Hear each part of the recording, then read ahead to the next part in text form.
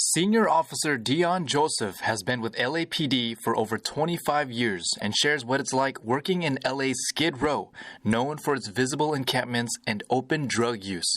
He tells Siamak Kurami, host of California Insider, that he didn't want to be a police officer at first due to his negative perception and notions about law enforcement. No job would call me, so the only job out of all the jobs I put in for was the police department, and that was a shock. I just called that God ordering my steps. This has to be from a higher power because I didn't want this at all. And then I get there and I discover that 90% of everything that was told to me about what they were training police officers for was a complete lie. They weren't teaching us to hate black people. They weren't telling us that black people were targets. And in fact, it was the opposite. We literally spent more time dealing with human relations and talking about racial issues. Through his experience over the years, he says drug addiction is a major part of the homelessness in the area. Joseph said people face difficulties with drug recovery programs both on the streets as well as when they move into low-income supportive hotels due to drug dealing.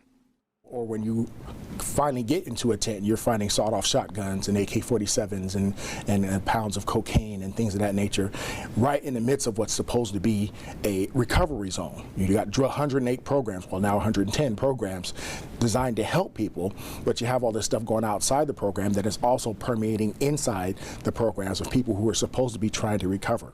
According to Joseph, for the nearly two-thirds of individuals he's interacted with in the last 27 years, it's not about housing as much as addiction and the drug market. When you're allowing drug dealers to run willy-nilly in a recovery zone and they're not serving any consequence for it, you're going to have a hard time getting people off that endless spiral of addiction, and that's just a fact. He points to policies that allow perpetrators to quickly slip through the criminal justice system. And after a while, they become emboldened and say, wow, I'm not going to jail for selling drugs in front of a drug program. Oh, great. I can continue doing my thing. Now, on a street level, this is what it looks like.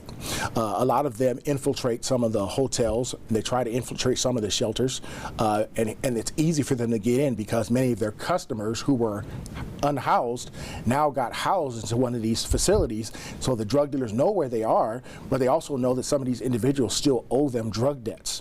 The drug dealers then either have the individuals sell drugs for them inside the hotels or take the hotel rooms for most of the day to sell drugs themselves.